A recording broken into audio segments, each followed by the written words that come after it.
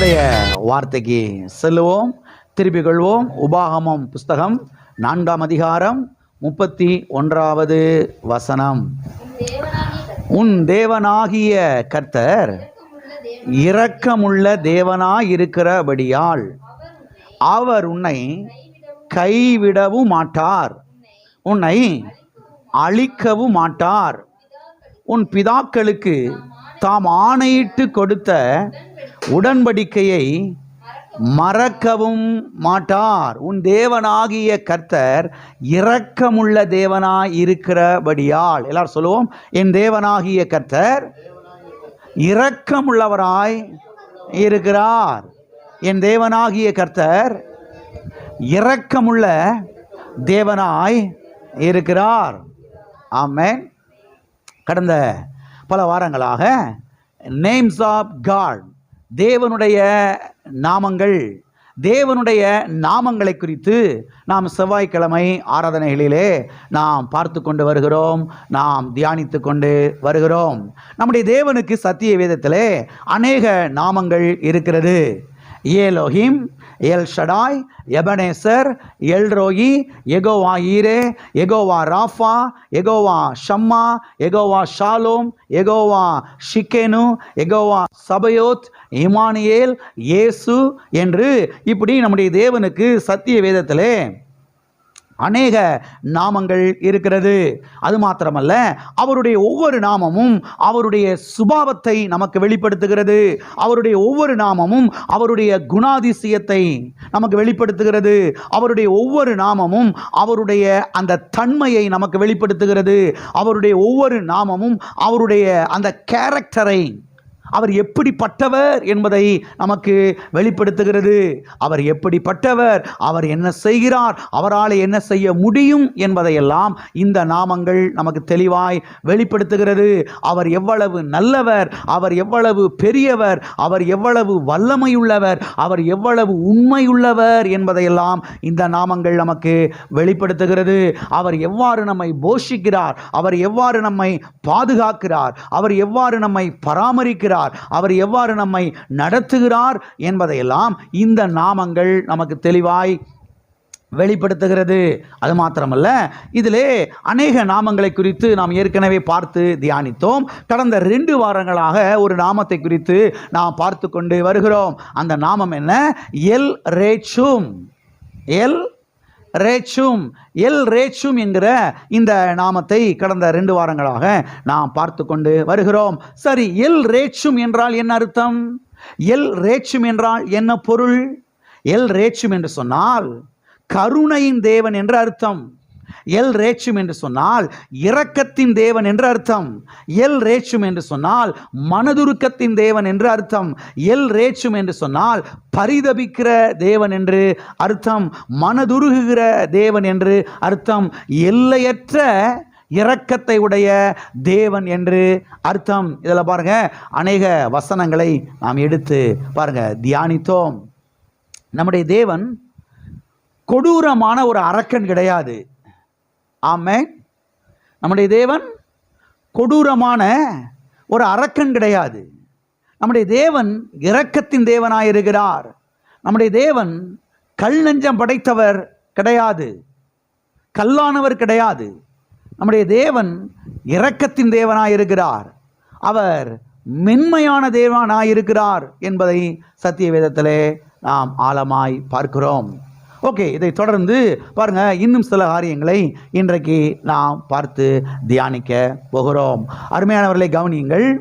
L ரேச்சும் 1000 தலைமுறைக்கும் நமக்கு இரக்கம் காண்பிக்கிறார் என்று சத்திய வேதம் சொல்லுகிறது.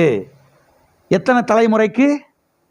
1000 தலைமுறைக்கு பாருங்க இரக்கம் காண்பிக்கிறவராய் அவர் இருக்கிறார் என்று சத்திய வேதம் நமக்கு தெளிவாய் சொல்லுகிறது. வாசிப்போம். யாத்ராகமம் 20ஆம் அதிகாரம் 6வது வசனம். என்னிடத்தில் அன்பு கூர்ந்து என் கற்பனைகளை கை கொள்ளுகிறவர்களுக்கோ 1000 தலைமுறை மட்டும் இரக்கம் செய்கிறவராய் இருக்கிறேன். 1000 தலைமுறை மட்டும் இரக்கம் செய்கிறவராய் இருக்கிறேன். கர்த்தர் தம்முடைய ஊழியக்காரர் மூலமாக இங்கே சொல்லுகிறார், 1000 தலைமுறை மட்டும் இரக்கம் செய்கிறவராய் இருக்கிறேன். எத்தனை தலைமுறைக்கு இரக்கம் செய்கிறவராய் இருக்கிறேன்? 1000 தலைமுறைக்கு. ஒரு தலைமுறை என்பது 55 வருஷங்கள் என்று வேத வல்லுநர்கள் சொல்லுகிறார்கள். அப்படி என்று சொன்னால் 1000 தலைமுறை என்பது எத்தனை வருஷங்கள்? 55,000 வருஷங்கள் என்று அர்த்தம். எனவே கர்த்தர் எத்தனை வருஷத்துக்கு அவர் இரக்கம் செய்கிறார் என்றால் 55,000 வருஷங்களுக்கு. 55,000 வருஷங்களுக்கு அவர் இரக்கம் செய்கிற தேவனாய் இருக்கிறார். அப்போ 1000 தலைமுறை என்பது எத்தனை வருஷம் என்று சொன்னால் 55,000 வருஷம் என்று அர்த்தம். 55,000 வருஷத்துக்கு அவர் என்ன செய்கிறார்? இரக்கம் செய்கிறவராய் இருக்கிறார். அது மாத்திரமல்ல, இப்போ ஒரு கேள்வி நமக்கு வருகிறது. அது என்ன?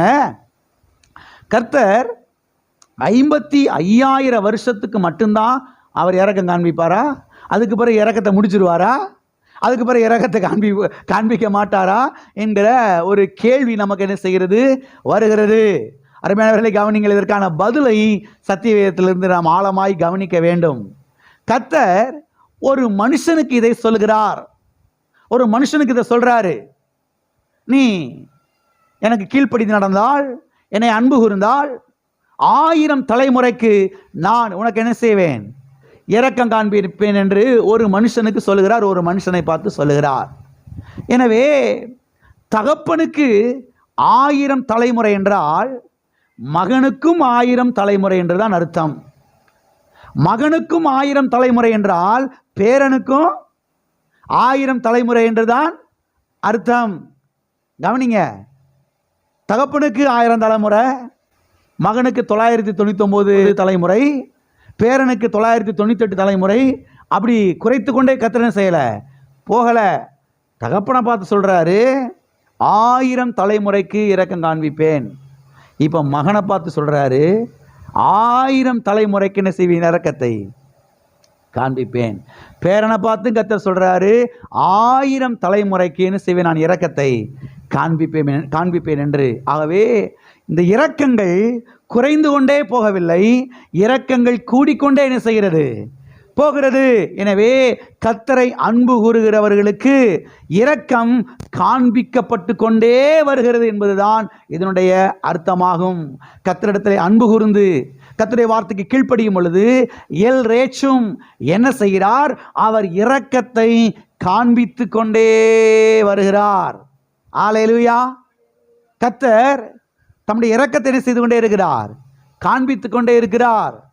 தகப்பன் தன் பிள்ளைகளுக்கு இறங்குகிறது போல கர்த்தர் தமக்கு பயந்தவர்களுக்கு என்ன செய்கிறார்? இறங்குகிறார். தம்மிடத்திலே அன்பு கூறுகிறவர்களுக்கு சகலமும் நன்மைக்கு ஏதுவாக நடக்கிறது என்று என்ன செய்திருக்கிறோம்? அறிந்திருக்கிறோம். ஆகவே கர்த்தர் தகப்பனுக்குனாலும் சரி, மகனுக்குனாலும் சரி, பேரனுக்குனாலும் சரி, பேரனுடைய மகனுக்குனாலும் சரி, பேரனுடைய பேரனுக்குனாலும் சரி, கர்த்தர் என்ன பண்றாரு? இரக்கத்தை காண்பித்து கொண்டே வருகிறார்.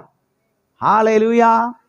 எல்லா கரங்களை வைத்து சொல்லுவோம், கர்த்தரை அன்பு கூறுகிற எனக்கும் என் சந்ததிக்கும் 1000 தலைமுறைக்கும் கர்த்தர் இரக்கம் காண்பிக்கிறார். ஹல்லேலூயா. கர்த்தர் இரக்கம் என்ன செய்கிறார்? காண்பிக்கிறார். ஆகவே நம்முடைய தேவன் ஒரு கொலைகாரர் கிடையாது. நம்முடைய தேவன் அவர் கல்லஞ்சம் படைச்சவர் கிடையாது. நம்முடைய தேவன் ஒரு மோசமான ஆள் கிடையவே கிடையாது. நம்முடைய தேவனை போல இரக்கம் உள்ளவர் இந்த உலகத்தில் யார் என்ன செய்ய முடியாது?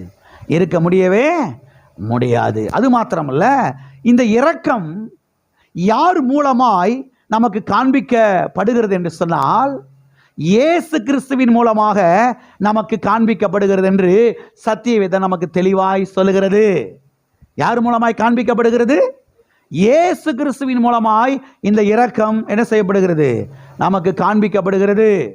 பழைய ஏற்பாட்டிலும் சரி, புதிய ஏற்பாட்டிலும் சரி, தேவ இரக்கம் இயேசு கிறிஸ்துவின் மூலமாய்த்தான் ஒரு மனிதனுக்கு காண்பிக்கப்படுகிறது. ஆகையால் தான் ஒரு தனிப்பட்ட மனுஷன் இயேசு கிறிஸ்துவை சந்திக்க வேண்டும். ஒரு தனிப்பட்ட மனுஷி இயேசு கிறிஸ்துவை சந்திக்க வேண்டும். ஒரு தனிப்பட்ட நபர் இயேசு கிறிஸ்துவை ஆண்டவராய் ஏற்றுக்கொள்ள வேண்டும். அப்பதான் தேவ இரக்கங்கள் என்ன செய்யப்படுகிறது? இந்த மனுஷன் மேலே வந்து புரண்டு ஓட ஆரம்பிக்கிறது. அது பழைய ஏற்பாட்டிலும் சரி, புதிய ஏற்பாட்டிலும் சரி. வாசிப்போம். யோவான் எழுதின சுவிசேஷம் 1ஆம் அதிகாரம் 16வது வசனம். அவருடைய பரிபூரணத்தினாலே நாம் எல்லாரும் கிருபையின் மேல் கிருபை பெற்றோம். அவருடைய பரிபூரணத்தினாலே நாம் எல்லாரும், எத்தனை பேரு? எல்லாரும் எதை பெற்றோம்? கிருபையை பெற்றோம். கிருபையின் மேல் கிருபையை பெற்றோம்.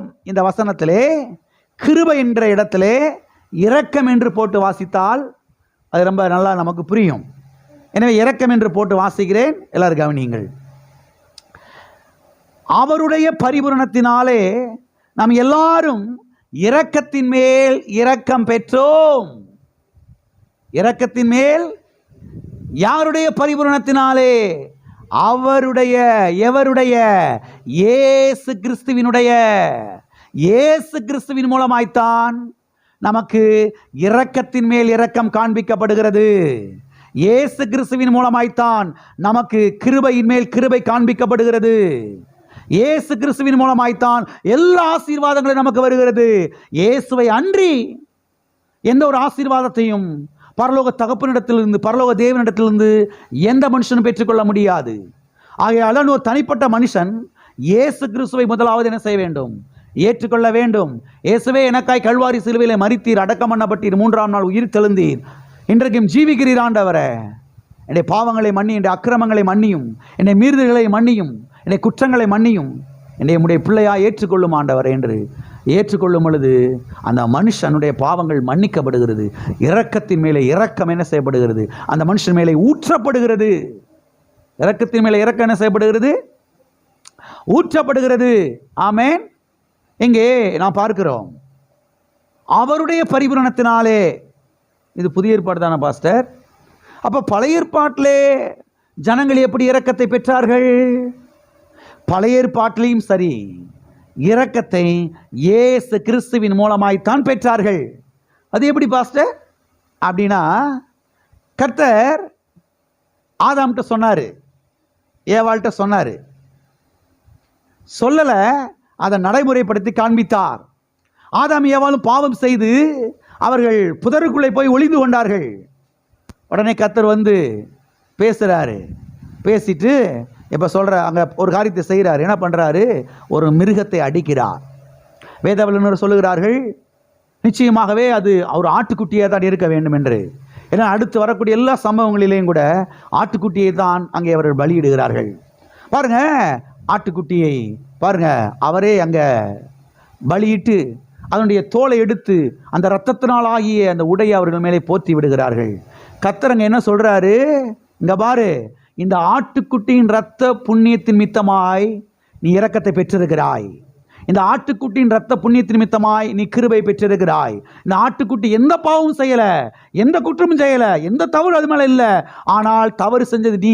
உனக்காக இந்த ஆடு அடிக்கப்பட்டிருக்கிறது. இந்த ஆட்டுக்குட்டியின் இரத்த புண்ணியத்தின் நிமித்தமாக உனக்கு நான் இரக்கத்தை காண்பிக்கிறேன். அங்கே அடிக்கப்பட்ட ஆட்டுக்குட்டி யாருக்கு அடையாளமாக இருக்கிறது?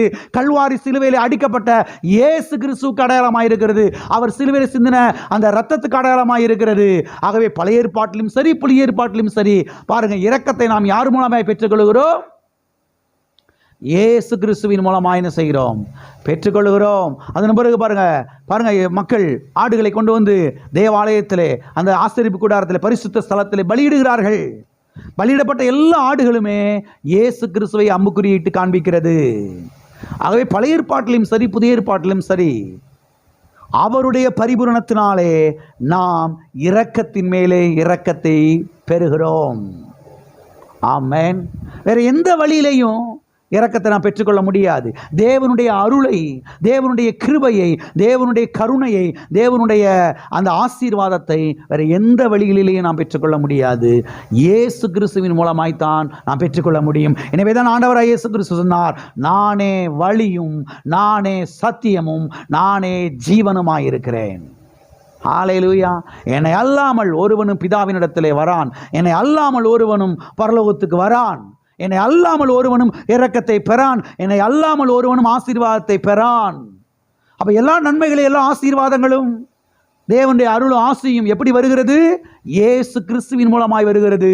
இந்த வசனம் சொல்லுகிறது, அவருடைய பரிபூரணத்தினாலே, இயேசு கிறிஸ்துவின் பரிபூரணத்தினாலே இரக்கத்தின் மேல் இரக்கம் என்ன செய்கிறோம்?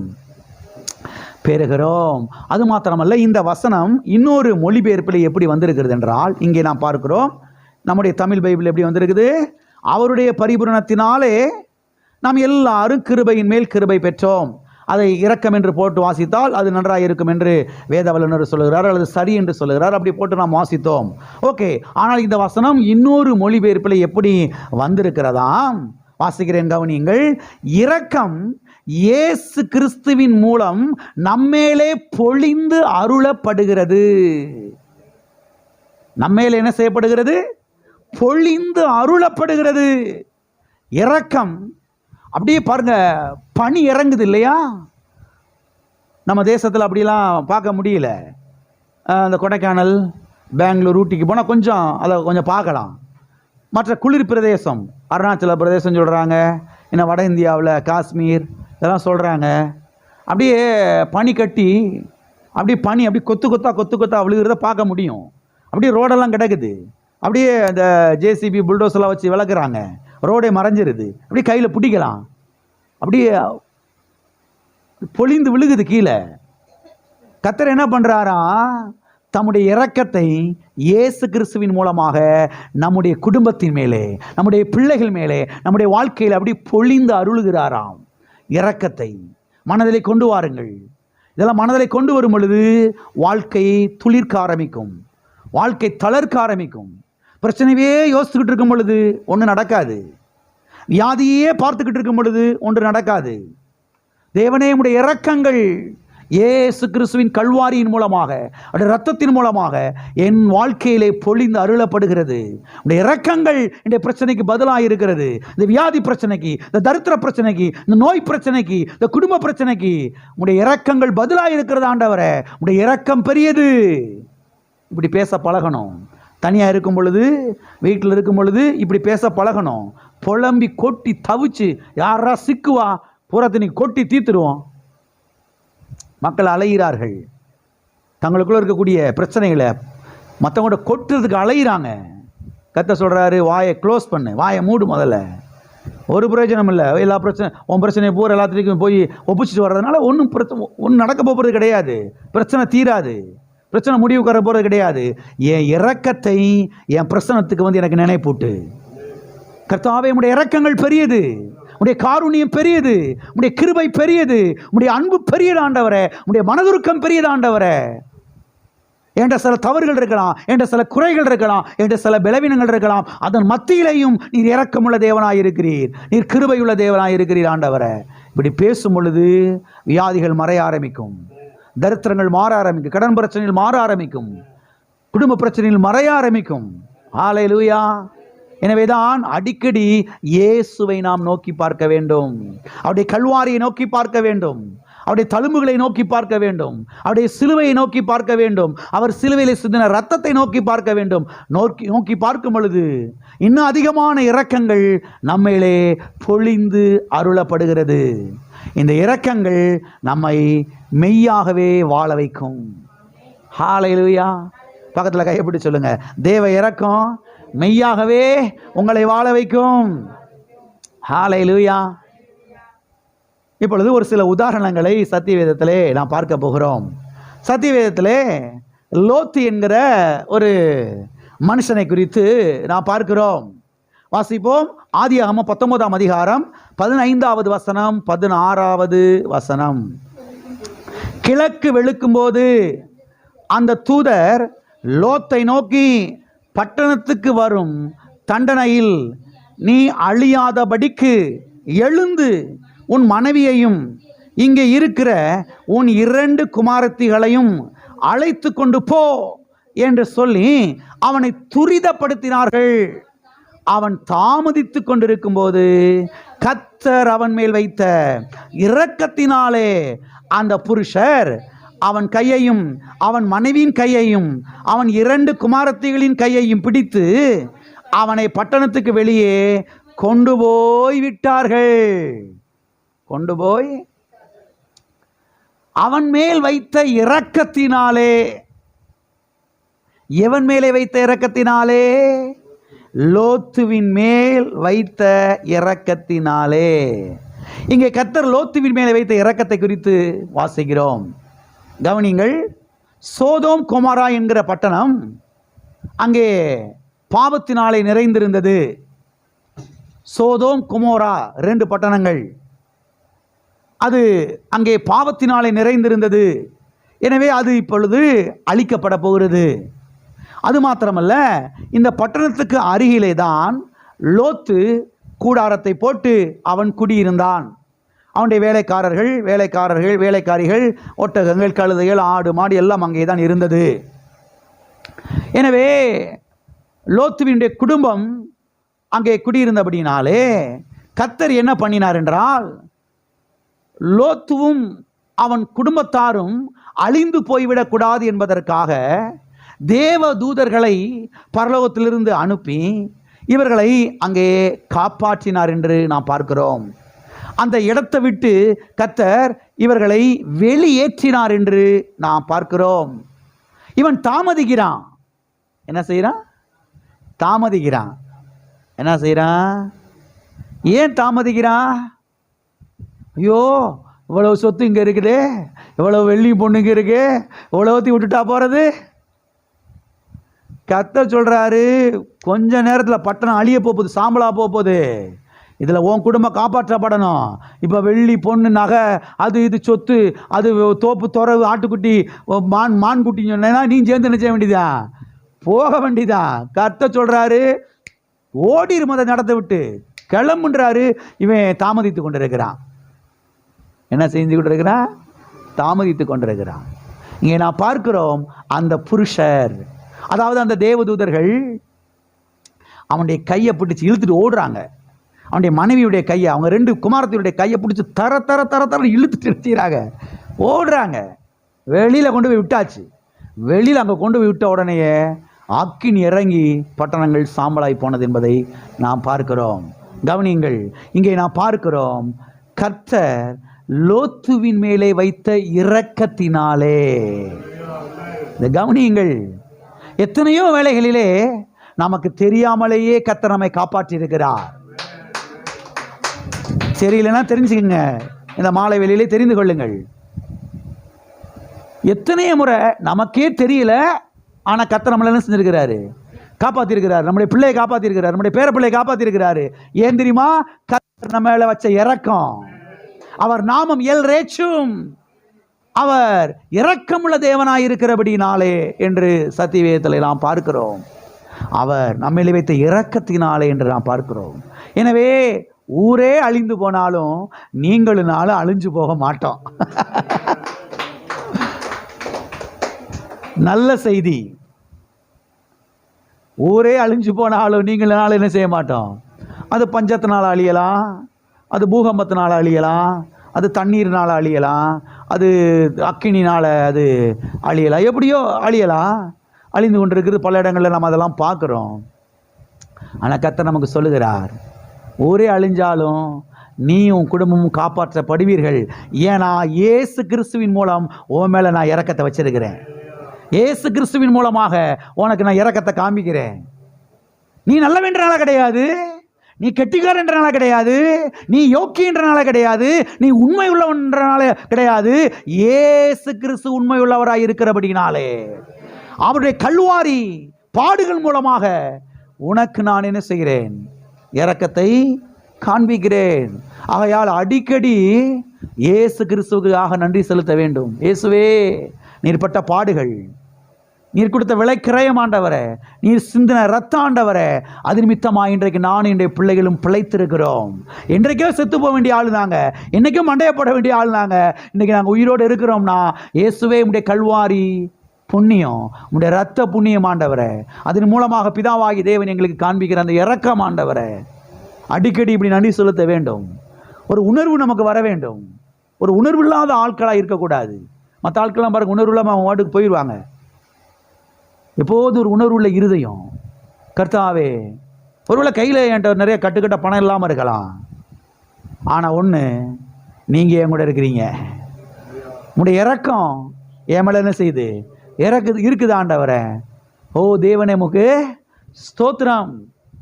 ஆகவே அவருடைய இரக்கம் நம்ம மேலே இருக்கிறது. அவருடைய இரக்கம் நம்முடைய குடும்பத்தின் மேலே இருக்கிறது. அவருடைய இரக்கம் நம்முடைய பிள்ளைகள் மேலே இருக்கிறது. ஆகையால் நாமும் நம்முடைய குடும்பம் அழிந்து போக மாட்டோம். ஹல்லேலூயா. அவர் நாமம் எல் ரேச்சும். நம்முடைய தேவன் இரக்கங்களின் தேவனாய் இருக்கிறார். அவர் God is God of mercies. அவர் இரக்கங்களின் தேவனாய் இருக்கிறார். வாஸ்தவம் இல்லையா? நம்முடைய தேவன் இரக்கத்தின் தேவன் அல்ல, இரக்கங்களின் தேவன். ஆமென். இரக்கங்களின் பிதா என்பதை நாம் வாசித்தோம். இன்னொரு உதாரணத்தை சத்திய வேதத்திலே நாம் பார்ப்போம். மோசேயை குறித்து நாம் பார்க்க போகிறோம். இஸ்ரவேல் ஜனங்கள் எகிப்திலே 430 வருஷங்கள் அவர்கள் அடிமைகளாக இருந்தார்கள் என்பதை சத்திய வேதத்திலே நாம் பார்க்கிறோம். அப்போ ஒரு குறிப்பிட்ட காலகட்டத்திலே என்ன நடந்தது? இஸ்ரவேல் மக்கள் பல்கி பெருகினார்கள். இஸ்ரவேல் மக்கள் பல்கி பெருகினார்கள். ஆடம் கிளார்க் என்ற ஒரு வேத வல்லுநர் சொல்லுகிறார், பாருங்க,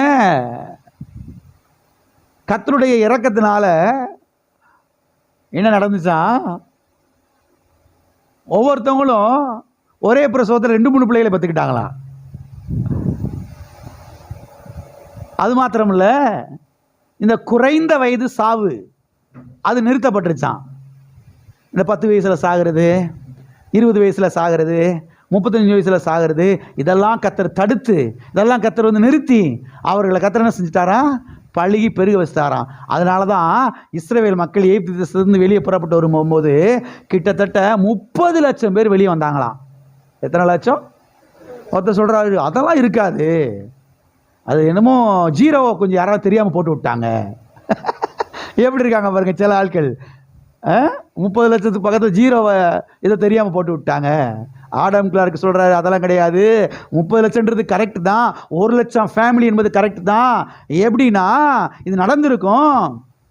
எப்படி நடந்திருக்கும்னா, தேவனுடைய தயவு அவங்க மேலே இருந்துச்சு. தேவனுடைய தயவு அவங்க மேலே இருந்ததுனால இந்த 5 வயசில் சாகிறது, இந்த பிறக்கும் போதே சாகிறது, 8 வயசில் சாகிறது, 25 வயசில் சாகிறது, இந்த சாவெல்லாம் கர்த்தர் என்ன செஞ்சிட்டாரு? தடுத்து நிறுத்தி விட்டாரு. அது மாத்திரமில்ல, பிரசவத்தில் ஒவ்வொருத்தவங்களும் 2-3 பிள்ளைகளை பெற்றுக்கிட்டாங்க. அதனால அவங்க ஈஸியாக பழுகி பெருகிட்டாங்க கர்த்தருடைய தயவினால என்று சொல்லுகிறார். ஆகவே இப்படி பழுகி பெருகிற அந்த காலத்தில் இந்த பார்வோனுக்கு அங்கே பத்திக்கிருச்சு. என்னடா இவங்க பாட்டுக்கு பழுகி பெருகிறாங்க இந்த பயலுக, நம்ம தேசத்தில் இருக்கக்கூடிய நம்ம மக்களை விட மெஜாரிட்டி யார் தான் இருக்கிறா? இவங்க மைனாரிட்டி கிடையாதுங்க. இவங்க மைனாரிட்டி கிடந்து கத்தி கிடக்குறாங்க. நம்ம தாங்க மெஜாரிட்டி. உங்களுக்கு தெரியுமா? உலகம் சொல்லுது மைனாரிட்டியா கிடையாது, நம்ம தான் மெஜாரிட்டி. அவனுக்கு பாருங்க பத்திக்கிருச்சு. ஆள் இவங்க தாண்ட மெஜாரிட்டியாக இருக்கிறாங்க. விட்டாங்கன்னா இவங்க ஒரு யுத்தத்தை பண்ணி நம்மளை எல்லாத்தையும் போட்டு தள்ளிட்டு நாடே அவங்க சுதந்திரிச்சிருவாங்க, இல்லை வெளியே நான் போனாலும் போயிடுவாங்க சொல்லிட்டு இவன் என்ன பண்ணுறான்? ஒரு கட்டளையே போடுறான். என்ன கட்டளையை போடுறான்? வாசிப்போம். யாத்திராகமம் 1ஆம் அதிகாரம் 22வது வசனம். அப்பொழுது பார்வோன் பிறக்கும் ஆண் பிள்ளைகளை எல்லாம் நதியிலே போட்டு விடவும், பெண் பிள்ளைகளை எல்லாம் உயிரோடே வைக்கவும் தன் ஜனங்கள் எல்லாருக்கும் கட்டளையிட்டான். எல்லா ஊர்லேயும் பொம்பளை பிள்ளையை தான் கொள்ளுவாங்க. இவன் பாருங்க ஆம்பளை பிள்ளைகளை அப்புறம் என்ன செஞ்சிரு, அந்த தேசத்தில் ஓடுற நீல நதி, அந்த நீல நதியில் தூக்கி போட்டு கொன்று எகிப்து மக்களுக்கு கட்டளையிட்டாச்சு. எகிப்து மக்கள் பார்க்குறாங்க, யார் வீட்லையாவது இஸ்ரவேலர் மக்கள் எபிரேய மக்களுடைய வீட்டில் ஆண் குழந்தை பிறந்திருக்குதா, உடனே போய் அப்படியே பிடுங்கி தூக்கி அந்த நீல நதிகளை போட்டு அவ்வளோதான் சாகடிச்சிடணும். இதுதான் அங்கே நடந்தது. பெண் பிள்ளையா தப்பிச்சிச்சு. ஆகவே குழந்தை பெக்கிறவங்கெல்லாம் இது என்ன பிள்ளையோ கர்த்தாவே, பொம்பளை பிள்ளையா இருந்தால் நல்லா இருக்கும், தப்பிச்சிச்சே, ஆண் பிள்ளையா இருந்தால் கொண்டு போடுவான்னு சொல்லி பயந்துக்கிட்டே பெற்றாங்க. அப்படி ஒரு கட்டளையை இந்த பார்வோன் ராஜா போட்டான். இப்போ 2ஆம் அதிகாரத்தில் 1ஆம் வசனத்திலேருந்து 6ஆம் வசனம் வரைக்கும் வாசிப்போம், நமக்கு புரியும். யாத்திராகமம் 2ஆம் அதிகாரத்தில் 1ஆம் வசனத்திலேருந்து 6ஆம் வசனம் வரைக்கும் வாசிங்க. லேவியின் குடும்பத்தாரில் ஒருவன் லேவியின் குமாரத்திகளில் ஒருத்தியை விவாகம் பண்ணினான். அந்த ஸ்திரீ கர்ப்பவதியாகி ஒரு ஆண் பிள்ளையை பெற்று அது அழகுள்ளது என்று கண்டு அதை 3 மாதம் ஒளித்து வைத்தாள். அவள் அதை அப்புறம் ஒளித்து வைக்க கூடாமல் ஒரு நாணல் பெட்டியை எடுத்து அதற்கு பிசினும் கீழும் பூசி அதிலே பிள்ளையை வளர்த்தி நதியோரமாய் நாணலுக்குள்ளே வைத்தாள். அதற்கு என்ன சம்பவிக்கும் என்பதை அறியும்படி அதன் தமக்கை தூரத்திலே நின்று கொண்டிருந்தாள். அப்பொழுது பார்வோனுடைய குமாரத்தி நதியில் ஸ்நானம் பண்ண வந்தாள். அவளுடைய தாதிகள் நதியோரத்தில் உலாவினார்கள். அவள் நாணலுக்குள்ளே இருக்கிற பெட்டியை கண்டு தன் தாதியை அனுப்பி அதை கொண்டு வரும்படி செய்தாள். அதை திறந்தபோது பிள்ளையை கண்டாள். பிள்ளை அழுதது. அவள் அதன் மேல் இரக்கமுற்று இது எபிரேய பிள்ளைகளில் ஒன்று என்றாள். இது எபிரேய பிள்ளைகளில் ஒன்று என்றாள். விளக்கமே தேவையில்ல, உங்களுக்கு நல்லா புரியும். எபிரேய குடும்பத்தில் பிறந்த ஒரு ஆண் பிள்ளை, பார்வோனுடைய குமாரத்தி. தெளிவாக சொன்னால் ஒரு பெரிய கொலகாரனுடைய மக. அவன் எங்கே வர்றா? நீல நதியில் ஸ்நானம் பண்ண குளிக்கிறதுக்கு வர்றா. தன்னுடைய தோழிகளோடு தாதிகளோடு குளிக்க வர்றா. அவங்க அம்மா ஏற்கனவே இந்த குழந்தையுடைய அம்மா, ஆண் குழந்தையோடைய அம்மா, அவள் யோகபேத், அவள் பேர் யோகபேத்து. பெட்டியை செஞ்சு கீழெலாம் பூசி தண்ணிலாம் உள்ளே போயிடக்கூடாதுன்னு சொல்லி பெட்டியை செஞ்சு நாணல் ஓரத்தில் வச்சாச்சு, ஆற்று ஓரத்தில், நதி ஓரத்தில். அவங்க அக்காவை கூப்பிட்டு என்ன சம்பவிக்கணும் பாரு, கர்த்தர் ஏதாவது ஒன்று செய்வார், விசுவாசத்தில் என்ன செய்வேன், கால் எடுத்து வைப்போம், கர்த்தர் கிரியை பண்ணுவார், கர்த்தர் ஏதாவது ஒரு மாற்றத்தை உண்டாக்குவார், கர்த்தர் எவன் கண்களால் இறக்கத்தை கிடக்க வைப்பார், நீ போய் பார்த்துடுவான்னு சொல்லி நிற்க வச்சாச்சு. இவ கரெக்டாக குளிக்க வர்றா. தாதிகள் உலாவி பார்க்குறாங்க. பார்த்த உடனே அங்கே பெட்டி இருக்குது. பெட்டியை திறந்து பார்த்தா என்ன செய்யுது, அந்த ஆண் குழந்தை அது வரைக்கும் அழுகாமல் இருந்த குழந்தை அப்போ நினச்சிது வீச்சு நினைச்சிக்குது, ஓன்னு அழுகுது. இங்கே நான் பார்க்கிறோம் 6ஆம் வசனத்திலே, அருமையான தேவனுடைய பிள்ளைகளை கவனியுங்கள். 6ஆம் வசனத்திலே நான் பார்க்கிறோம், இங்கே தெளிவாய் சொல்லப்பட்டிருக்கிறது, அவள் அதன் மேல் இரக்கமுற்று. ஒரு கொலகாரனுடைய மகளுக்கு எப்படி இரக்கம் வரும்? கேள்வி புரியுதா? கொலகாரனுடைய மக கட்டளையிட்டு இருக்கா. இப்போ இவ உடனே என்ன பண்ணியிருக்கணும்? அவ சொல்றாங்க, இது எபிரேய பிள்ளைகளில், எபிரேய பிள்ளைன்னு சொன்ன உடனே என்ன செஞ்சிருக்கணும்? அப்படி பெட்டியோட தூக்கி என்ன செஞ்சிருக்கணும்? நதிக்குள்ள போட்டு கொண்டிருக்கணும். இங்கே நான் பார்க்கிறோம், அவள் அதன் மேல் இரக்கமுற்று. இரக்கம் எங்க வந்துச்சு? பரலோகத்தின் தேவனிடத்திலிருந்து இரக்கம் வந்தது. தேவன் இரக்கத்தை உள்ள என்ன செஞ்சாரு? ஒரு டிராப் விட்டார் உள்ள. இன்னைக்கு பாருங்க, போலியோ சொட்டு மருந்து ஒரு டிராப் விடுறாங்க வாய்க்குள்ள. அது மாதிரி இரக்கங்களின் தேவன், இரக்கங்களின் சொரூபி ஒரு இரக்க துளி என்ன செஞ்சார்? இன்னைக்கு அவளுடைய உள்ளத்துக்குள்ள போட்டு விட்டாரு. அவள் அதன் மேலே என்ன செய்தாளாம்? இரக்கமுற்றாளம் என்று இங்கே நான் பார்க்கிறோம். எபிரேய பிள்ளை என்ற உடனேயே, ஆண் பிள்ளை என்ற உடனேயே இவ என்ன செஞ்சிருக்கணும்? நீல நதியில போட்டு என்ன செஞ்சிருக்கணும்? கொண்டிருக்கணும். ஆனால் தூக்கி எறியல, அதை எடுத்து வளர்த்தாள் என்று இங்கே நாம் பார்க்கிறோம். ஏனென்று சொன்னால் தேவன் இரக்கத்தை கட்டளையிட்டார். இரக்கமே இல்லாத ஆளுக்குள்ளேயும் தேவனால இரக்கத்தை கட்டளையிட முடியும். தெரிந்து கொள்ளுங்கள், அவர் God is God of mercies. நம்முடைய தேவன் இரக்கங்களின் தேவனாய் இருக்கிறார். அது மாத்திரமல்ல, மோசேக்கு இரக்கத்தை காண்பித்த தேவன் உங்களுக்கும் உங்கள் பிள்ளைகளுக்கும் அவர் இரக்கத்தை காண்பிப்பார். இரக்கத்தை காண்பிப்பதிலே அவர் உண்மையுள்ள தேவனாய் இருக்கிறார். எத்தனை பேர் இதை விசுவாசிக்கிறீங்க? ஆண்டவரே, மோசேக்கு மாத்திரம் இல்லப்பா, எனக்கும் என் பிள்ளைகளுக்கு நீங்க இரக்கத்தை காமிப்பீங்க. ஆமென். இரக்கமே இல்லாத ஆட்கள் உலகத்தில் நிறைய இருக்கலாம், இருக்கட்டும்.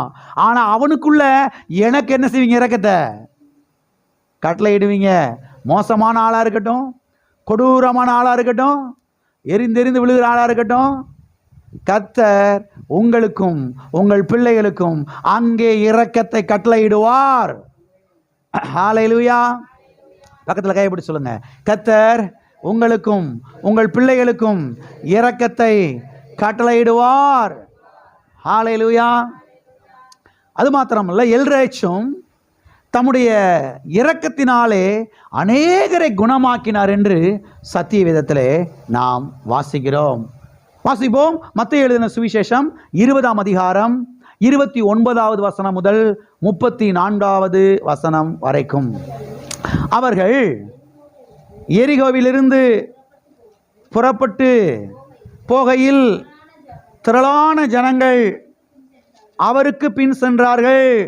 அப்பொழுது வழியருகே உட்கார்ந்திருந்த 2 குருடர் இயேசு அவ்வழியே வருகிறார் என்று கேள்விப்பட்டு, ஆண்டவரே, தாவீதின் குமாரனே, எங்களுக்கு இரங்கும் என்று கூப்பிட்டார்கள். அவர்கள் பேசாதிருக்கும்படி ஜனங்கள் அவர்களை அதட்டினார்கள். அவர்களோ, ஆண்டவரே, தாவீதின் குமாரனே, எங்களுக்கு இரங்கும் என்று அதிகமாய் கூப்பிட்டார்கள். இயேசு நின்று அவர்களை தம்மிடத்தில் அழைத்து, நான் உங்களுக்கு என்ன செய்ய வேண்டும் என்று இருக்கிறீர்கள் என்றார். அதற்கு அவர்கள், ஆண்டவரே, எங்கள் கண்களை திறக்க வேண்டும் என்றார்கள். இயேசு மனது உருகி அவர்கள் கண்களை தொட்டார். உடனே அவர்கள் பார்வை அடைந்து அவருக்கு பின் சென்றார்கள். மனது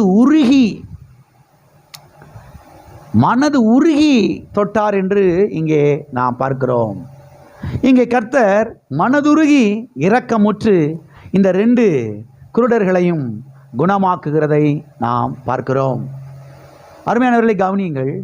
இந்த 2 குருடர்களும் கர்த்தர்ட்ட வந்து வேண்டாததெல்லாம் பேசலை. எல்லாம் கவனிச்சிங்களா? வேண்டாததெல்லாம் என்ன செய்யலை? பேசலை. இயேசு கிறிஸ்து அந்த வழியாய் போகிறாரு. இயேசு கிறிஸ்து அந்த வழியாக போகிறாரு. இவங்களுக்கு விவரம் புரிஞ்சிருச்சு. இன்றைக்கி இந்த வாய்ப்பை என்ன செஞ்சிடக்கூடாது? விட்டுறக்கூடாது. இந்த சான்ஸை விட்டுறக்கூடாது. இன்றைக்கி விட்டோம், போச்சு, அவ்வளோதான். மண்டையை போடுற வரைக்கும் நம்ம குருடனாகவே இருக்க வேண்டியதா. இன்றைக்கி இந்த வாய்ப்பை விட்டுறக்கூடாதுரா. எப்படியாவது இன்றைக்கி ஆண்டவர்கிட்ட சுகத்தை வாங்கிடணும்னு சொல்லிட்டு அவங்க கூப்பிடுறாங்க. என்ன சொல்லி கூப்பிடுறாங்க? தாவீதின் குமாரனே, எங்களுக்கு என்ன செய்யும்? இரங்கும்.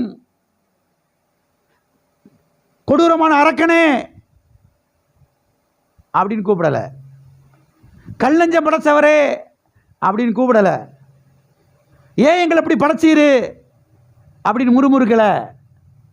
தாவீதின் குமாரனே, எங்களுக்கு என்ன செய்யும்? இறங்கும்.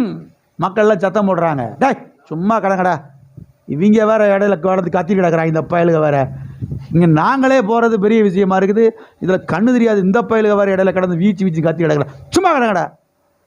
அவங்க பார்த்தாங்க, வாய்ப்பை விட்டுறவே கூடாது, வாய்ப்பை என்ன செஞ்சிடக்கூடாது, விட்டுறவே கூடாதுன்னு சொல்லி முன்னைக்கும் அதிகமாக என்ன செய்கிறாங்க? இப்போ தாவீது குமாரனை எங்களுக்கு இறங்கும், இறங்கும், இரக்கத்தை காண்பியும், இது இரக்கமுள்ள தேவன், உடைய இரக்கத்தினாலே எங்களை சுகமாக்கும் என்று அவர்கள் இங்கே கூப்பிடுகிறதை நாம் பார்க்கிறோம். ஆகவே ஆண்டவர் மனது உருகி அவர்களை என்ன செய்தார்? சுகமாக்கினார். இன்னும் அநேக இடங்களில் நாம் பார்க்கிறோம், சுவிசேஷ புஸ்தகங்களிலே அவர்கள் மேலே கர்த்தர் மனதுருகி என்று எழுதப்பட்டிருக்கிறது. நம்முடைய தேவன் மனதுருக்கத்தின் தேவன் என்பதை நீங்கள் கவனிக்க வேண்டும். அவை கர்த்தர்ட்ட போய் நீங்கள் தேவையில்லாததெல்லாம் பேசக்கூடாது, வேண்டாததெல்லாம் என்ன செய்யக்கூடாது, பேசக்கூடாது. இந்த 2 குருடர்களும் கர்த்தர்ட்ட என்ன செய்யலை? வேண்டாததெல்லாம் பேசலை, தேவையில்லாததெல்லாம் என்ன செய்யலை? பேசலை. குறிப்பாய் அவர்கள் கூப்பிடுகிறாங்க, ஜெபிக்கிறாங்க, தாவீதின் குமாரனே எங்களுக்கு இறங்கும்.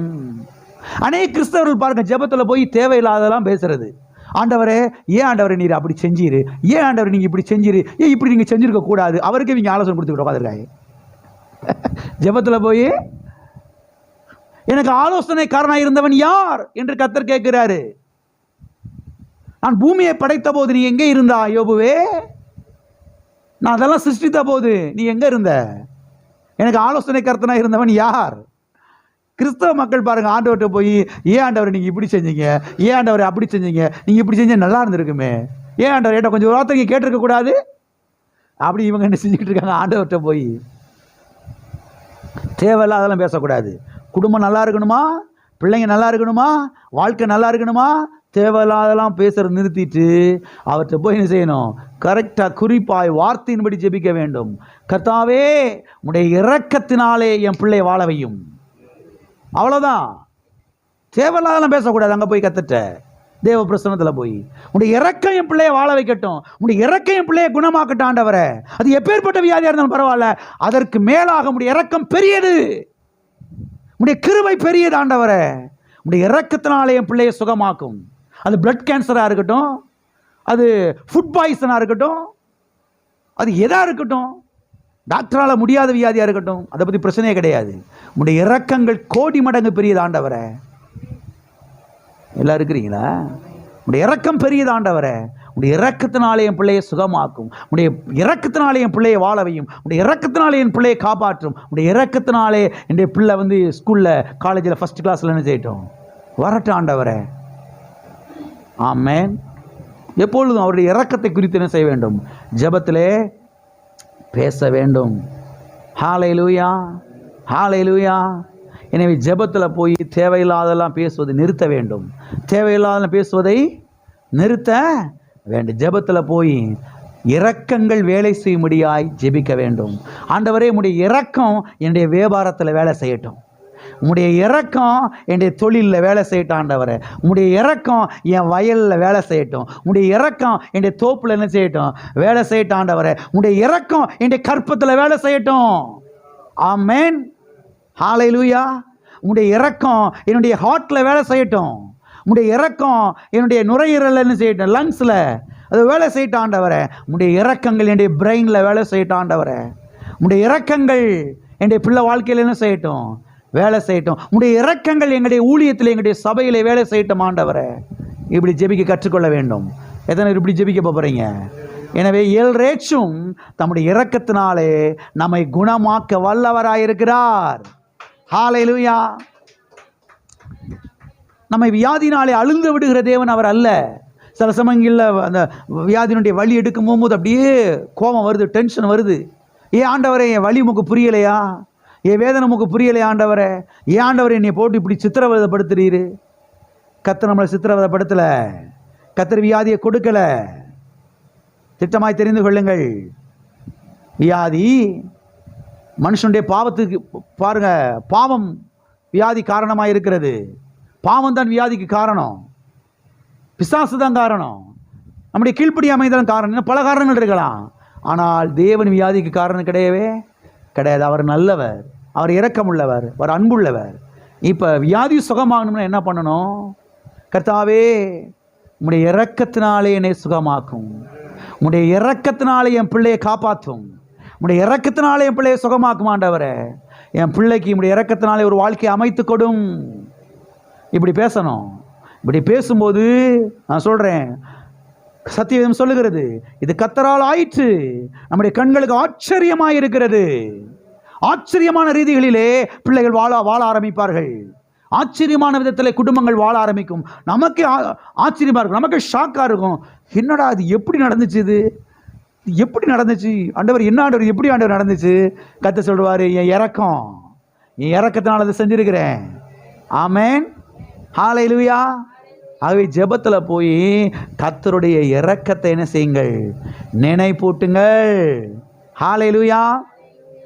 சத்தியவேதத்திலே தானியேல் என்கிற ஒரு மனுஷனை குறித்து நான் பார்க்கிறோம். எனக்கு தானியேலை ரொம்ப பிடிக்கும். தானியேல் சப்ஜெக்டு சாப்டர் வந்து எனக்கு ரொம்ப பிடிக்கும். ரொம்ப அற்புதமான ஒரு சப்ஜெக்ட் பாருங்கள். ஆசிப்போம். தானியேல் தீர்க்க தரிசன புஸ்தகம் 1ஆம் அதிகாரம் 9வது வசனம். தேவன் தானியேலுக்கு பிரதானிகளின் தலைவனிடத்தில் தயவும் இரக்கமும் கிடைக்கும்படி செய்தார். தேவன் தானியேலுக்கு யாருடைய கண்களிலே தயவும் இரக்கமும் கிடைக்க செய்தார்.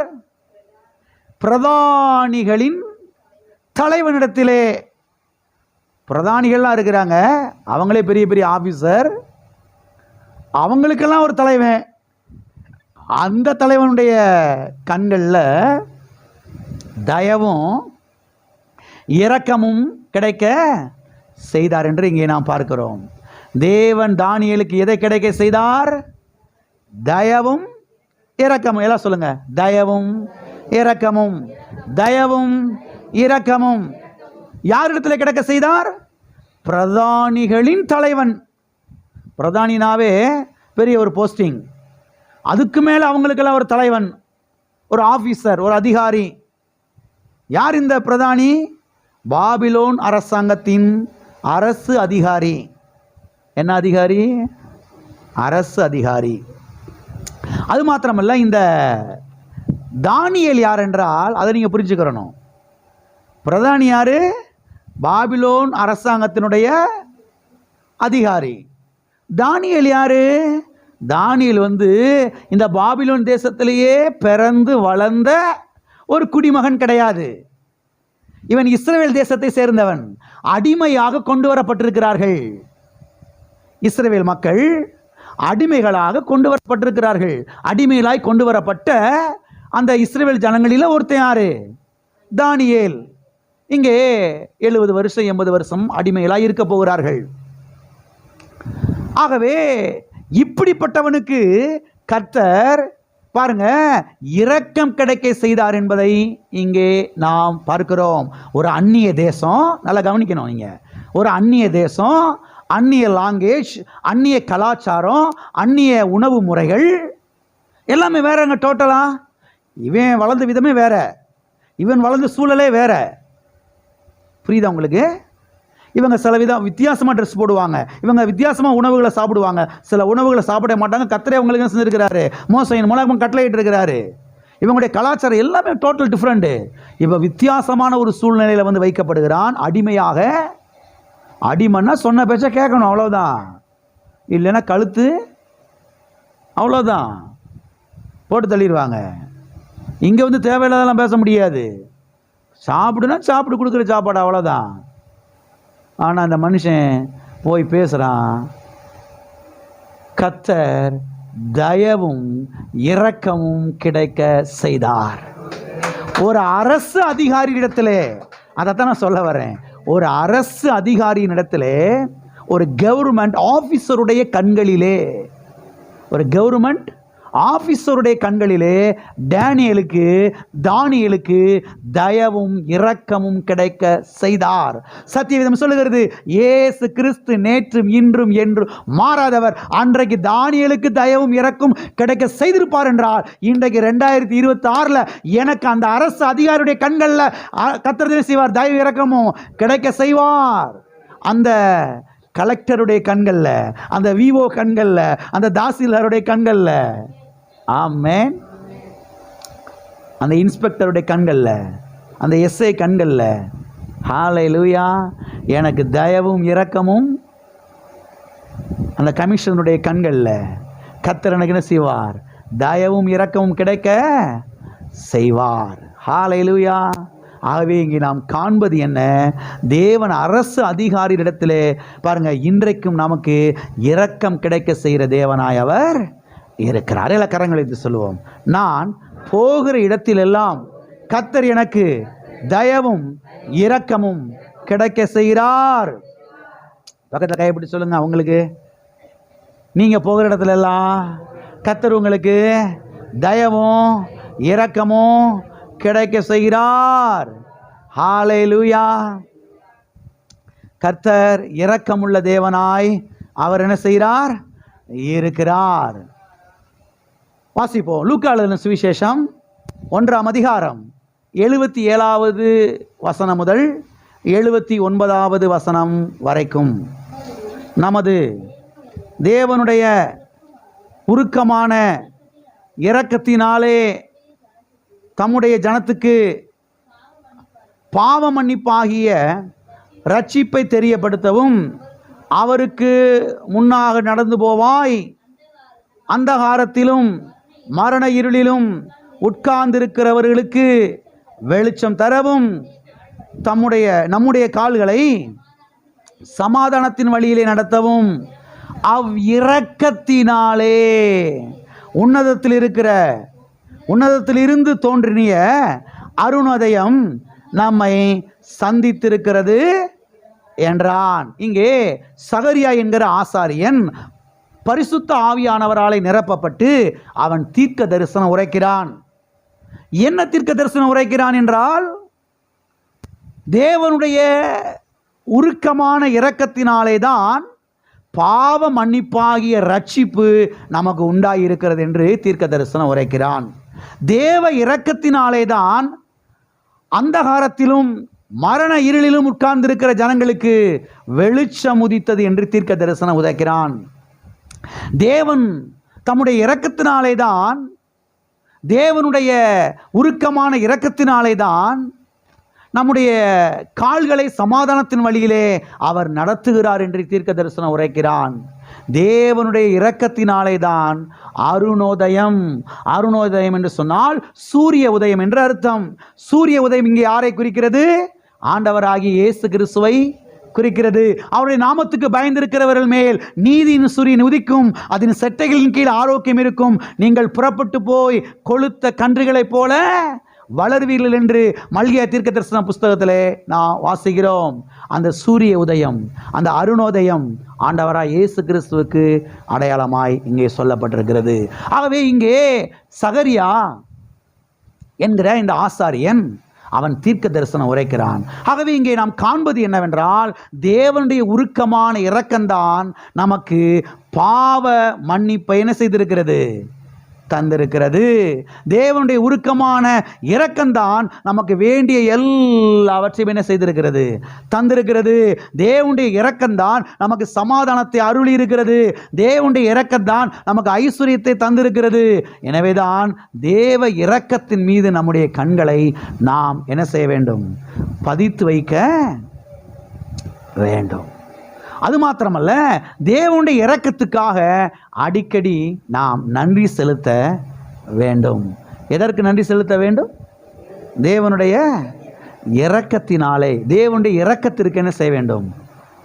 எல்லாம் சொல்லுவோமா? எல்லாம் சொல்லுவோம். தேவனே, உம்முடைய இரக்கத்தினாலே என்னை ரட்சித்தபடியால் உமக்கு ஸ்தோத்திரம். உம்முடைய இரக்கத்தினாலே எனக்கு சமாதானத்தை தந்தருளினபடியால் உமக்கு ஸ்தோத்திரம். ஹல்லேலூயா. உண்மையாகவே சொல்கிறேன், இன்றைக்கி நாம் ரட்சிக்கப்பட்டிருக்கிறோம். இது தேவனுடைய இரக்கம். இன்னைக்கு கர்த்தர் வந்தானே செஞ்சிருவாங்க, பரலோகத்துக்கு ஓடிடுவோம். இன்னைக்கு கண்ணை மூடுறோம், அங்கே கண்ணை செஞ்சிருவோம். நரக பாதாளத்துக்கு தப்பிச்சிட்டோம். எல்லாம் தேவனுடைய இரக்கம். ஆமே. இன்னைக்கு மற்ற மனிதர்களுக்கு இந்த நம்பிக்கை இருக்குதா? கண்ணை மூடுனா அடுத்து எலி குட்டியாக பறப்போமா, பூனை குட்டியாக பறப்போமா, பன்னி குட்டியாக பறப்போமா? மனுஷன் பயந்து நடுகிறா. சத்தியம் சொல்லுகிறது, ஒரே தரம் பிறப்பதும் பின்பு நியாய தீர்ப்பு அடைவதும் மனுஷனுக்கு நியமிக்கப்பட்டிருக்கிறது. அதனால் 2வது ஜென்மம் 7வது ஜென்மம்லாம் கிடையாது. அதெல்லாம் நம்பாதீங்க. ஒரே டைம் பறக்கணும், ஒரே டைம் வாழணும், ஒரே டைம் என்ன செய்யணும்? கர்த்தருக்கு முன்பாக நிற்க வேணும். இந்த பூமியில் வாழ்கிற நாட்களிலே இயேசுவை ஆண்டவராக ஏற்றுக்கொள்ளும் பொழுது பரலோகத்துக்குள்ளே நுழையக்கூடிய பாக்கியத்தை நாம் பெறுகிறோம். ஆகவே இன்றைக்கு நாம் ரட்சிக்கப்பட்டிருக்கிறது தேவனுடைய இரக்கம். ஹல்லேலூயா. நம்முடைய கெட்டிக்காரத்தனம் கிடையவே கிடையாது. அது மாத்திரமல்ல, தேவ இரக்கத்தை நீங்கள் சார்ந்து கொள்ளும்போது அநேக காரியங்கள் உங்களுடைய வாழ்க்கையில் என்ன செய்ய ஆரம்பிக்கிறது? நடக்க ஆரம்பிக்கிறது. தேவ இரக்கம் என்ன செய்யும் தெரியுமா? திருமணம் ஆகாதவங்களுக்கு திருமணத்தை முடிச்சு வைக்கும். எது? சில பிள்ளைகளுக்கு பாருங்கள், ரொம்ப வயசாகிடும், யார் பொண்ணு கேட்டு வரமாட்டாங்க. ஐயோ வயசாகுது, எப்படி பிள்ளைய கரை சேர்க்க போகிறோம், கையில் பணமும் காசு ஒன்றும் இல்லையே அப்படின்னு சில தகப்பன் தாய் அப்படியே துடிப்பாங்க. நான் சொல்கிறேன், தேவ இரக்கத்தை சார்ந்து கொள்ளுங்கள்.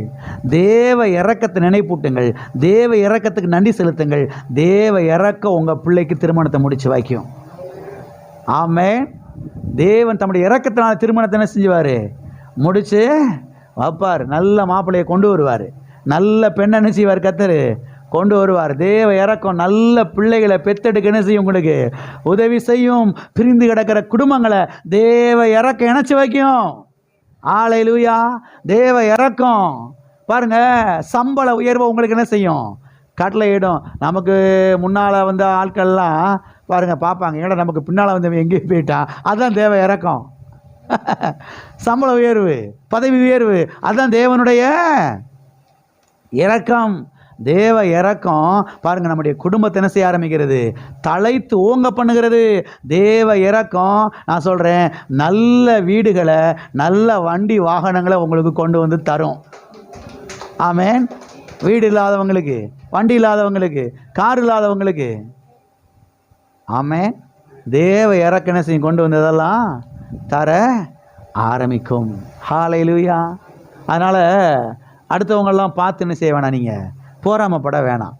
ஆண்டவருடைய பிள்ளைங்க ரட்சிக்கப்பட்டவங்க அடுத்தவங்கள பார்க்க வேணாம்.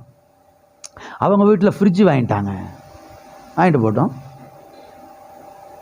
நம்ம வீட்டில் மண்பானை தானே இருக்குது, ஜில்லு தண்ணி குடிக்கவே முடியலையே, பரவாயில்ல இருக்கட்டும். அவங்க வீட்டில் ஃப்ரிட்ஜு, அவங்க வீட்டில் வண்டி இருக்குது, நம்ம வீட்டில் வண்டி இல்லையே. அவங்க வீட்டில் கார் இருக்குது, நம்ம வீட்டில் கார் இல்லையே. அவங்க நல்ல அரிசியில் சாப்பிட்றாங்களே, நம்ம ரேஷன் அரிசி தானே சாப்பிட்டு கிடக்கிறோம். பரவாயில்ல இருக்கட்டும். நான் சொல்கிறேன், அடுத்தவங்கள பார்க்காதீங்க. அடுத்தவங்களை பார்க்கும்படியாய் தேவன் நம்மை அழைக்கவில்லை. அடுத்தவங்களை பார்க்கும்படியாய் தேவன் நம்மை அழைக்கவில்லை. கர்த்தருடைய ஆவியானவர் உங்களுக்கு இந்த மாலை வேளையை நினைப்பூட்டுகிறார். அடுத்தவங்களை பார்க்கும்படி, அடுத்தவங்களுடைய கிச்சனை பார்க்கும்படி, அடுத்தவங்களுடைய குடும்பத்தை பார்க்கும்படி தேவன் உங்களை அழைக்கவில்லை. தேவன் இதற்கு திரும்ப உங்களை அழைத்திருக்கிறார், அவரை நோக்கி பார்க்கும்படியாக. அவர்கள் அவரை நோக்கி பார்த்தார்கள், பிரகாசம் அடைந்தார்கள், அவருடைய முகங்கள் வெட்கப்படவில்லை. ஆகவே அவரை நோக்கி பாருங்கள், அவர் நல்லரிசி உங்களுக்கு கொண்டு வருவார். அவரை நோக்கி பாருங்கள், அவர் சொந்த விட தருவார். அவரை நோக்கி பாருங்கள், அவர் உங்களுக்கு காரை தருவார். அவரை நோக்கி பாருங்கள், அவர் உங்களுக்கு வண்டியை தருவார். அவரை நோக்கி பாருங்கள், உங்கள் பிள்ளைக்கு நல்ல மாப்பிள்ளை அவர் கொண்டு வருவார். அவரை நோக்கி பாருங்கள், உங்கள் பையனுக்கு நல்ல பொண்ணு அவர் என்ன செய்வார், கொண்டு வருவார். அவரை நோக்கி பாருங்கள், நல்ல பிள்ளைகளை பேர பிள்ளைகளை அவர் என்ன செய்வார், தருவார். அவருடைய இரக்கத்தை என்ன செய்யுங்கள், உயர்த்துங்கள். ஆகவே ஜெபத்தில் போய் அவருடைய இரக்கத்தை என்ன செய்யணும், நினைப்பூட்ட வேணும். ஆண்டவரே என் கண்ணீரை பாருமையா. கிறிஸ்தவ மக்கள் பாருங்க, ஜெபத்தில் போய் ஆண்டவரே என் கண்ணீரை பாருமையா, கண்ணீரெல்லாம் துருத்தியில் பிடிச்சி வச்சிருக்கிறேன் ஆண்டவரே. எதில் பிடிச்சி வச்சிருக்கிறேன் ஆண்டவரே, துருத்தியில். துருத்தின்னு உங்களுக்கு தெரியுமா, அந்த காலத்தில் லெதரில் இந்த தோலில் என்ன செய்வாங்க, தண்ணியெல்லாம் ஒரு பை மாதிரி இருக்கும், அதில் பிடிச்சி வச்சுருப்பாங்க. ஏன்னா இன்றைக்கி தான் பூரா என்னென்னமோ வந்துருச்சு. அன்றைக்கி அதெல்லாம் என்ன செய்யலை, இல்லை. சில்வர் பாத்திரம், மண், அந்த பாத்திரம் இந்த பாத்திரமாக வந்துருச்சு. எல்லாம் போய் இன்றைக்கி பூரா பிளாஸ்டிக் ஆகி போச்சு. பிளாஸ்டிக் வாடையிலே பாதி பேத்துக்கு ஹார்ட் பிரச்சனை வந்துருச்சு. போய் சொல்லலைங்க, அதான் உண்மை. மண்பானையில் குடிச்சவங்கலாம் பிழைச்சிக்கிட்டாங்க. பிளாஸ்டிக்கில் ஊற்றி வச்சு குடிச்சவங்க பூரா அந்த பிளாஸ்டிக் வாடை பூரா உள்ளே போய் அதுவே பாதி போட்டுச்சு. சரி, அது இருக்கட்டும், எல்லாரும் கவனிங்க. அந்த துருத்தியில் தண்ணியை பிடிச்சி வைப்பாங்க அந்த காலத்தில். இதுக்கு பைபிள் ஒரு வசனத்தை நினைச்சுக்கிடுவாங்க, அவங்க எடுத்துக்கிடுவாங்க நம்ம மக்கள். ஆண்டவரே என் கண்ணீரெல்லாம் துருத்தியில் நான் பிடித்து வைத்திருக்கிறேன் ஆண்டவரே, 2 படி தண்ணீர் ஆண்டவரே, நீர் பாரும் ஆண்டவரே, என் கண்ணீரை பார்த்து எனக்கு பதில் தாங்க ஆண்டவரே. கர்த்தர் சொல்றாரு, உன் கண்ணீரை பார்த்து நான் பதில் தர்றது கிடையாது, இயேசு கிறிஸ்துவின் கல்வாரியை பார்த்து உனக்கு நான் பதில் தருகிறேன். ஆகவே ஜெபத்தில் வந்து உன் கண்ணீரை காட்டாத, இயேசு கிறிஸ்துவின் பாடுகளை எனக்கு நினைப்பூட்டு. அவர் சிலுவையில் பட்ட பாடுகளை, அவர் கல்வாரி சிலுவையில் சிந்தின ரத்தத்தை, அவர் கொடுத்த விளைக்கரையத்தை எனக்கு நினைப்பூட்டு பதிலை வாங்கிட்டு போய்கிட்டே இரு. ஆண்டவரே என் கண்ணீரை பாருமையா, என் முழங்கால பாரும் ஆண்டவரே, என் முழங்காலெல்லாம் தேஞ்சு போச்சு ஆண்டவரே, ஒட்டக முழங்கால் மாதிரி ஆயிடுச்சு ஆண்டவரே, என் கண்ணெல்லாம் குழி விழுந்து போய் விட்டுது ஆண்டவரே. இது வரைக்கும் பதில் வராமல் போனதுக்கு காரணம் அதுதான். நம்ம கண்ணீர் ஆண்டவர்கிட்ட காமிக்கிறது. ஆண்டவரே உபவாசத்தை பாங்க, என் மொட்டியை பாருங்க ஆண்டவரே, பதில் வராது. தேவனே உம்முடைய இரக்கங்கள் பெரியது, உம்முடைய அன்பு பெரியது, நீர் பெரியவர். உம்முடைய காருண்யம் பெரியது, உம்முடைய தயவு பெரியது ஆண்டவரே. கர்த்தாவே, உம்முடைய கல்வாரி பாடுகள் அது பெரியது ஆண்டவரே. கல்வாரி சிலுவையின் மூலமாக எனக்கு இந்த காரியத்தை செய்து கொடுத்தபடியால் ஸ்தோத்திரம். கல்வாரி சிலுவையின் மூலமாக கர்த்தாவே, உம்முடைய இரக்கங்கள் என்னுடைய வாழ்க்கையில் பொழிந்தருளப்படுகிறபடியால் ஸ்தோத்திரம் ஆண்டவரே. ஆகவே நம்முடைய கண்ணீரை குறித்து மேன்மை பாராட்டக்கூடாது, அவருடைய இரக்கத்தை குறித்து, அவருடைய இரத்தத்தை குறித்து மேன்மை பாராட்ட வேண்டும். நான் சொல்கிறேன், ஜெபத்துக்கு துரிதமாய் பதில் வரும். அவர் நாமம் எல் ரேச்சும், அவர் இரக்கங்களின் தேவனாய் இருக்கிறார். ஹல்லேலூயா. எல்லாரும் எழுப்பி நிற்போம், நாம் ஜெபிப்போம். ஆண்டவரே, உம்முடைய இரக்கங்கள் பெரியதுப்பா. எல்லாரும் உலகத்தில் கண்ணீர் சிந்துறாங்க, உண்மைதான். ஆனால் அதை பார்த்து நீர் பதில் தருகிற தேவன் அல்ல. நீர் இரக்கமுள்ள தேவனாய் இருக்கிறபடினாலே பதில் தருகிறீர். கல்வாரியை பார்த்து, சிலுவையை பார்த்து, அங்கே சிந்தின இரத்தத்தை பார்த்து பிதாவாகிய தேவனே, நீர் பதில் தருகிறீர். இயேசு கிறிஸ்துவின் ரத்தம், இயேசு கிறிஸ்துவின் கல்வாரி பாடுகள், இயேசு கிறிஸ்து சிலுவையிலே பட்ட பாடுகள், ஓ அவர் கொடுத்த விலை கிரயம், அவர் கல்வாரி சிலுவையிலே கதறினாரே, அந்த கதறல், அதன் மூலமாக எனக்கு பதில் தருகிறீர்ப்பா. அதன் மூலமாக என் குடும்பத்தை வாழ வைக்கிறீர், என் பிள்ளைகளை வாழ வைக்கிறீர். 1000 தலைமுறைக்கும் பதில் இரக்கத்தை காண்பிக்கிற தேவனாய் இருக்கிறீர். தானியேலுக்கு தயவும் இரக்கம் கிடைக்க செய்த தேவனே, ஓ பார்வோனுடைய குமாரத்தினுடைய இருதயத்திலே இரக்கத்தை கட்டளையிட்ட தேவனே, ஸ்தோத்திரம் ஆண்டவரே. அரசு அதிகாரிகளுடைய கண்களிலே தயவு கிடைக்க செய்கிறீர், இரக்கம் கிடைக்க செய்கிறீர் ஆண்டவரே. என் பிள்ளை உம்முடைய இரக்கத்தினாலே வாழ வைக்கிறீர், உம்முடைய இரக்கத்தினாலே என் பிள்ளையை குணமாக்குகிறீர் ஆண்டவரே. அந்த வியாதி கிருமி செத்து போனபடியால் ஸ்தோத்திரம். ஓ ஹல்லேலூயா. உம்முடைய இரக்கங்கள் என் பிள்ளையை வாழ வைத்ததுக்காய் நன்றி. உம்முடைய இரக்கங்கள் திருமணத்தை முடித்து வைத்ததுக்காய் நன்றி. உம்முடைய இரக்கங்கள் நல்ல மாப்பிள்ளை நல்ல பொண்ணை கொண்டு வந்ததுக்காய் ஸ்தோத்திரம். உம்முடைய இரக்கங்கள் என் பிள்ளைகளுக்கு நல்ல பிள்ளைகளை கொடுத்ததுக்காய் ஸ்தோத்திரம் ஆண்டவரே. ஹல்லேலூயா, ஹல்லேலூயா. ஓ ஸ்தோத்திரம் ஆண்டவரே. நாங்கள் இன்றைக்கு ரட்சிக்கப்பட்டது எங்கள் திறமை அல்ல, உம்முடைய இரக்கம். ஓ உம்முடைய இரக்கம் ஆண்டவரே. ஒரு நாள் எங்கள் கண்ணீரை நாங்கள் தூக்க மாட்டோம். உம்முடைய கல்வாரியை நாங்கள் உயர்த்துகிறோம், உம்முடைய கல்வாரியை உயர்த்துகிறோம். நானும் நம்முடைய கர்த்தராகிய இயேசு கிறிஸ்துவின் சிலுவையை குறித்தே அல்லாமல் வேறு ஒன்றை குறித்து மேன்மை பாராட்டாது இருப்பேனாக. வேற எதையும் குறித்து நான் மேன்மை பாராட்ட மாட்டேன். என் முழங்கால், என் கண்ணீர், என் அழுக, என் கதறல், என் உபவாசத்தை குறித்து மேன்மை பாராட்ட மாட்டேன். இயேசுவை குறித்து மேன்மை பாராட்டுகிறேன், இயேசுவை குறித்து மேன்மை பாராட்டுகிறேன், இயேசுவை குறித்து மேன்மை பாராட்டுகிறேன். பிதாவே, இயேசு நாமத்தில் உம்முடைய சமூகத்தில் நாங்கள் வருகிறோம். ஆசீர்வதிக்கப்பட்ட அந்த வேலைக்காய் நன்றி. ஓ தேவனே, ஸ்தோத்திரம் ஆண்டவரே, ஸ்தோத்திரம் ஆண்டவரே. உம்மை துதிக்கிறோம். வந்திருக்கிற ஒவ்வொரு பிள்ளையுடைய வாழ்க்கையிலே உம்முடைய இரக்கங்கள் வேலை செய்யட்டும் ஆண்டவரே. எல் ரேச்சுமே, உம்முடைய இரக்கங்கள் வேலை செய்வதாக, உம்முடைய இரக்கங்கள் பிள்ளைகளை வாழ வைப்பதாக, உம்முடைய இரக்கங்கள் பாதுகாப்பதாக, உம்முடைய இரக்கங்கள் பிள்ளைகளை தூக்கி எடுப்பதாக. இந்த இரக்கத்தினாலே பிள்ளைகளை சுகமாக்கி பாதுகாத்து நடத்துகிறீர். அதற்காய் ஸ்தோத்திரம். இயேசு நாமத்தில் பிதாவே. என் ஆத்துமாவே கர்த்தரை ஸ்தோத்திரி, என் ஆத்துமாவே கர்த்தரை ஸ்தோத்திரி. கர்த்தர் செய்த சகல உபகாரங்களையும் மறவாதே. நம்முடைய கர்த்தராகிய இயேசு கிறிஸ்துவின் கிருபையும் பிதாவாகிய தேவனுடைய அன்பும் பரிசுத்த ஆவியானவருடைய ஐக்கியமும் இப்போதும் எப்போதும் நாம் அனைவரோடும் கூட சதா காலங்களிலும் இருப்பதாக.